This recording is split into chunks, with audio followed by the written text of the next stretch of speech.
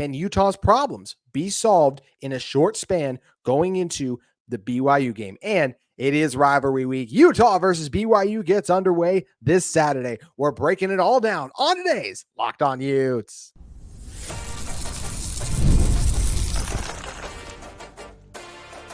You are Locked On Utes, your daily podcast on the Utah Utes. Part of the Locked On Podcast Network, your team every day. Which brings us to the other question and thing I want to talk about in this episode is, can Utah's problems be fixed? I don't think completely, but I do think you can make them less of an issue continuing to move forward. I liked, and I want to get your thoughts on this too, Brian. I liked a lot of the things Mike Bajakian did against Houston. I thought he made it easier. I love that Utah used more screens. That was something that I thought needed to do because they're easier throws for quarterbacks to make. Unfortunately, Wilson missed on a couple of those key screens, and those are the types of throws and plays that I think he can make moving forward. Yes. And I think that's a good talking point as well, because I think there is a difference between like a screen pass and a swing pass, right? Okay. And a swing pass requires a lot more touch because you're not really throwing to a player, you're throwing to a spot because the player's sideways, right? And so a lot of people look at it and be like, it's only a 10-yard throw. How do you miss that? Like, because it requires touch and it requires practice. And Isaac probably hasn't been doing it a lot this year because they're trying to get him to throw these 50-yard, not slant routes, but post routes, off the play action and everything like that. And so there's a lot of long sideline throws that they're trying to make and things of that nature. And you heard it at the end of the first half on the broadcast in the Houston game. These are long throws that Isaac has to make. And some of it is because he's not seeing the reads in time.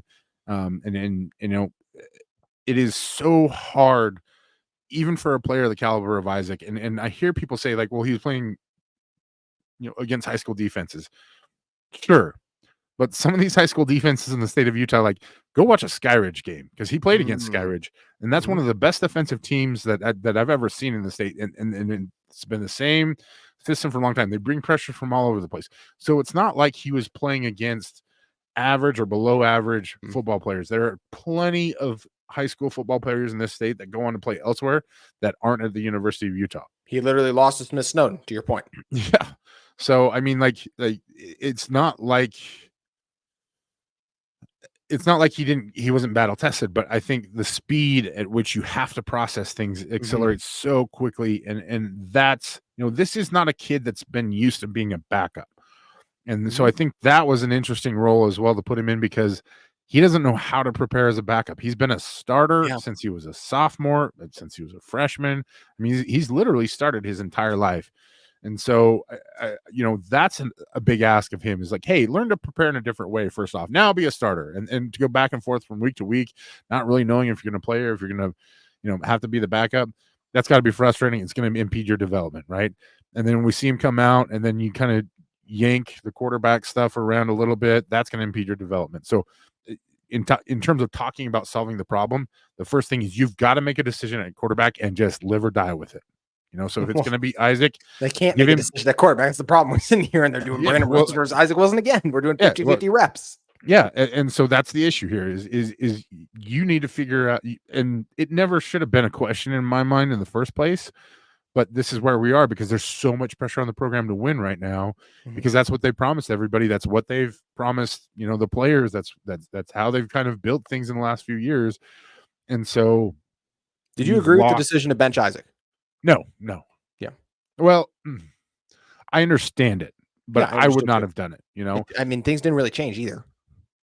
Well, I think Brandon Rose plays with a little more confidence and his energy and some of the intangibles were better. I thought he was a little more encouraging, a little bit more of a leadership role, which, he's been there for 3 years.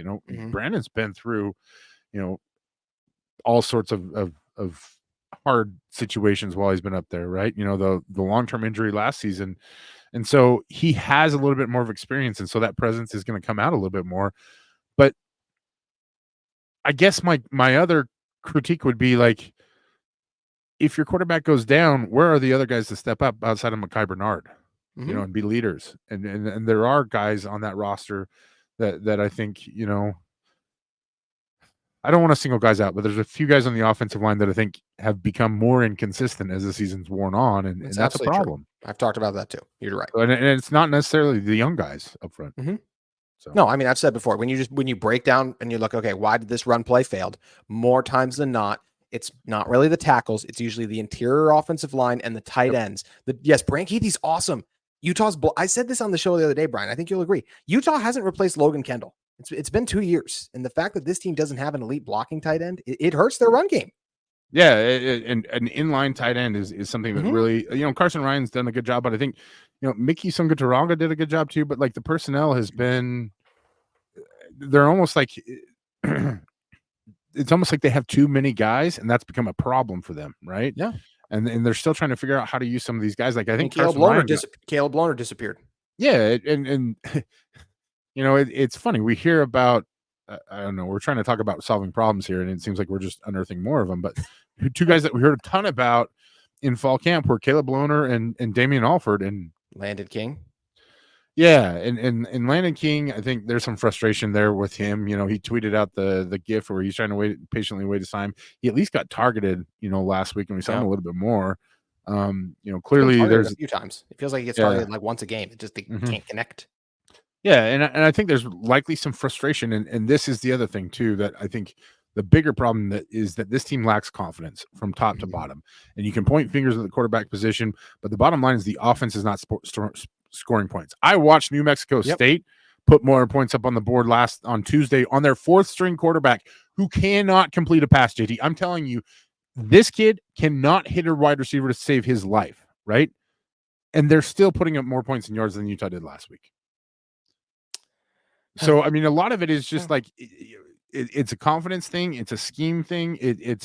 There are a lot of problems that have to be solved. I don't know, like they're not going to talk about it and tell us, yeah, we think we got that one solved, right? But it's just, so I think when you're asking that overarching question of can we solve these problems, the likelihood is no, right? Yeah. But for just a little ray of positivity and sunshine here, you're coming off a bye week, right? You're going to get something settled. Bajakian, more time. And he's going to introduce a few more things and a few more wrinkles. The system is the system at the end of the day, but he's going to be able to do just a little bit more over a 2-week stretch that's going to help this offense. The bigger thing is that you've got to figure out a way to get these kids believing. And you've got to figure out a way to instill some confidence because this football team is swimming.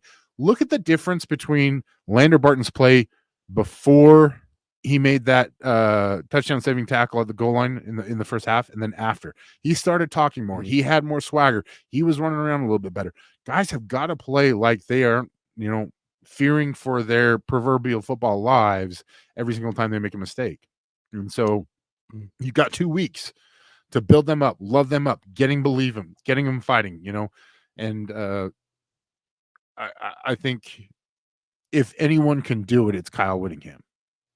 I agree with that. And I talked about that on Friday's show with Josh Nurse about how Kyle Whittingham is still like, who should lead this Utah football team? It's Kyle Whittingham as long as he wants to. I trust him more than anyone else with what he's done for this Utah football team. I think it's too early to be like, it's time now for Whit to hang it up. I understand why those questions exist. It's disappointment. It's been a disastrous turn. You're 4-4. You're not supposed to be here. One thing I did want to get back to was I love what you brought up of just the little minute things like the difference in footwork for a swing pass and the timing that it takes to get that just on cue, especially when you haven't been practicing it. That's something that we hope now that Wilson has had more time. He understands the timing more. He hopefully will not feel as rushed. He'll feel more comfortable in it now. That's something that Utah can do more of. Speaking of Utah doing more of, Brian, you just talked about New Mexico State, what they were able to do with their 4-string quarterback. To you, what does Mike Bajakian and the Utah offense need to do to not just move the ball against BYU, but move the ball? And I'm talking from a schematic standpoint. What changes do they need to make that are realistic changes to make this offense more successful this fall? I think it starts with a few different things. And I think it starts with the run game. I think it starts with formations. And I think it starts with personnel. And I think it starts with motion. You've got to be predictability is okay, but we all know what happens when they go double tight under center, right? We're getting an inside zone play with Mekhi Bernard, and they've executed it pretty well. And the reason that we're running that all the time on first down is because eventually you want to go to play action off of it, right? But you have to be more diverse in terms of what other options you have to run off of that, right? Whether it's a player boot, whether it's like throw in a couple jet sweeps. Yeah. Right. Just any kind of wrinkle you can right now has to go in, and you have to be more diverse with, like maybe you try to sneak in an extra offensive lineman on that one, right? Because you're talking about having issues setting the edge. Maybe you just go full power package with that, right? That's something that they've done with Falcon Kalmatule in the past, where he was wearing number 94 for that very reason, because that way he could be an eligible player, but also as a special teams thing. So maybe that's something you look at, right? But it can't be a full overhaul of the system. It just has to be little simple tweaks to make it look different and feel different and get defenders thinking and give your guys just a little boost of confidence. It's still all about execution, right? And so you still have to work the basics and really drive that home in terms of your individual stuff. But I think it starts with the run game. I think it starts with being a little more versatile with your personnel and a little bit more diverse with your formations and your motions. And those are easy things that you can do while still keeping the heart of the offense. I'm trying to remember if Utah ran one jet sweep against Houston. And I said before, I liked a lot of things, but Jakian did, but that feels like something that Utah should have done more of, especially when Money Parks scored. And I know it was kind of a weird reverse thing against Baylor, like the fake reverse, whatever they ran with it. Well, they did run the one like reverse play, like I think it was a double pitch, wasn't it? And then Money got tackled in the backfield because, again, a fifth-year senior tight end missed a block. So that's right. You were 1,000% right there. Yeah, that's where. That's where leadership really comes in as well, right? Like and that's where I think when you look at the problems of this team, it's like, man, like how is that guy missing a block, right? Like, and for all the other good things he did all game long, and he deserves so much, love and attention and appreciation for all that stuff. Like you just got to be that much more consistent, and that's what really it's going to take for a lot of these guys and for this team to overcome a lot of their problems, but also give them a few things to give them some confidence, right? So that when those situations arise, they don't just automatically hang their head and feel like everything is awful. Everything's been awful for the last few weeks in terms of the win-loss results for Utah. What do you want to say, Brian? No, I'm complete agreement with you. Also, I just want to point out New Mexico State's quarterback was 5 of 15 for 12 yards. So, I mean, when you think your quarterback situation was bad, there's maybe very much worse. And I get there's two completely different programs. And why am I watching New Mexico State on a Tuesday night? You know me. I'm a college football junkie. Listen, I would be interested to quiz you on like college football coaches, see how many random ones you could name, because that was pretty impressive. Yeah. I'd rather quiz you on that one than deep cut for Utah for Locked On Utes listeners when we had you on for the quiz. I think I would do better than the Cam Rising quiz. I think you would too. Yeah. Oh, that is part of the thing, though. I mean, we're talking about why Utah fell short, right? All those records I talked about that Cam would be on pace to surpass and never got a chance to. And how many times I was just blown away or shocked, like, oh, yeah, that's right. I forgot about that. I forgot about that. I forgot about that. And, I'm not a big stats guy just by nature. And that's probably my fault. I appreciate you for it. Yeah, but offer a different perspective. My bread and butter is the watching this game and knowing what I'm seeing in front of me. And it's just, I think there are some things that you can see between the lines that aren't necessarily statistical that I can, with 20 plus years in this industry doing a variety of different things, and I still call games on Friday night, even though I'm not big on the podcast scene anymore. I still watch a lot of football, and, that's another thing I see with Utah's offense is there's just not a lot of creativity and not a lot of modernization to it. There's not, and that's been a big issue. That's not going to be a problem that gets fixed this season either. No, too deep of one, and hopefully one that whether it's Kyle Whittingham or Morgan Scalley, they realize they need to incorporate more of going forward. In some ways, the offense is too archaic that way. So, be interesting to see what changes Utah makes, but they can only make so many, like we said, before we get Utah versus BYU. That's right. Here we are. And we are here, the week of the game, the rivalry game. We've been waiting for its return. Brian, as someone who's covered this game, grew up going to these types of games too, what does the return of this rivalry mean for you?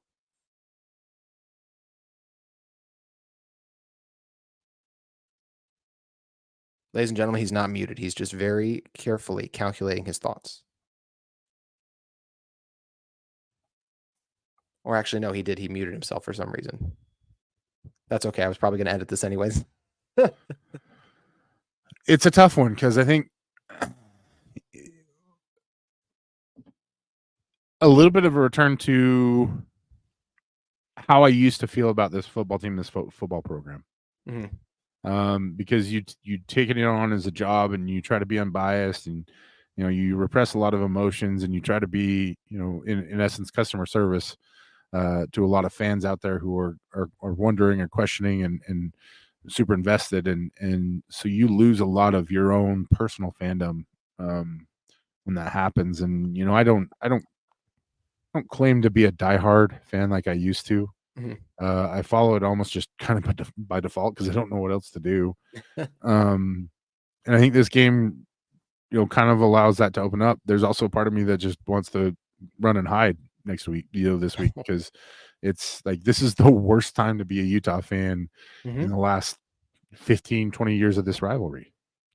Because BYU has everything in front of them, and they look like the team that could come in here and blow out Utah and officially put the nail in the coffin for the season and maybe even an entire era. And that's super scary. And I hate the thought of that. But also I think there's a lot of hope and potential with this game as well. So, and I think it's also worth exploring just, how much this rivalry has changed because of NIL, and how much it, is it really worth what it used to be to Utah fans? I know for sure it's worth it to BYU fans, although maybe not, because they're having the kind of season where, a Utah win is just a nice little cherry on top. But I think, and maybe that's my overarching thought, is just like, it is very much indicative of how much the sport has changed in the last few years. And, as much as I wanted guys to get paid, I didn't want it to be like this. And I didn't want NIL to become such a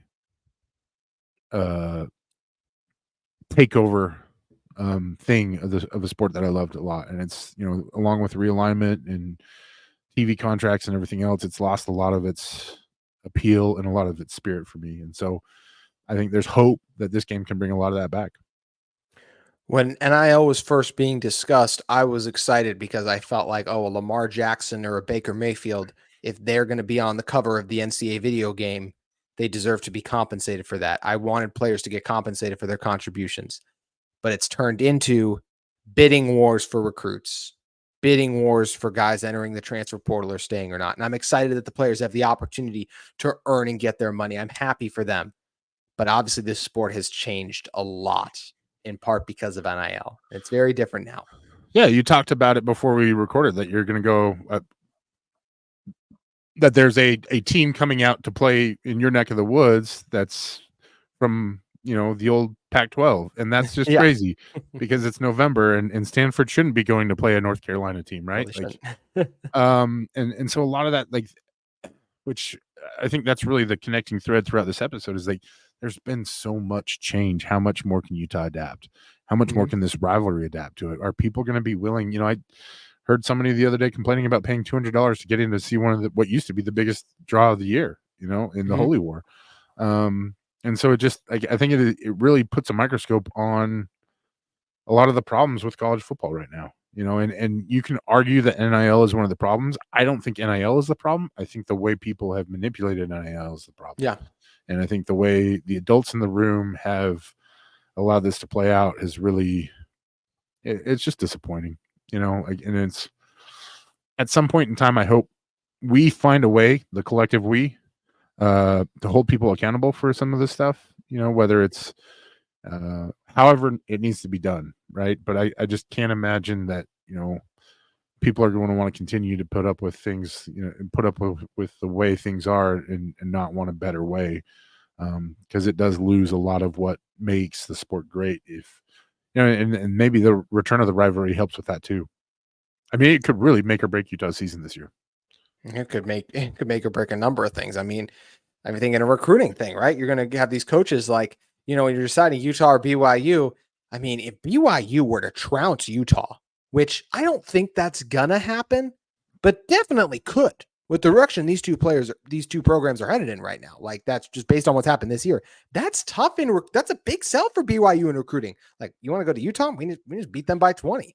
Or if Utah was to find a way to win this game, right? Oh, BYU had this dream season and they still couldn't beat us. Like that's a massive tool in recruiting. And one of these sides is going to be able to get to use it. And you know what else is great? The other side can use it the very next year, potentially, if they're able to win it. And that's what makes this rivalry great. I'm excited to have it back. It's going to be a ton of fun. Just like Brian, it was great having you back on this show. You're the absolute best when it comes to breaking down the game of football in Salt Lake. So I always appreciate whenever you're kind enough to stop by, my friend. Any parting words? I apologize for going so long, as always. We're editing this, so it is more than okay. Make sure you guys Well. give him a follow at Brown Bear SLC. Brian, you're the best. Thanks again, man. Thank you, JT. Appreciate it. That's going to do it for today's edition of Locked On Utes. We'll be back with you this week. There is so much to talk about and break down as we get you ready for Utah versus BYU. We hope you'll join us then.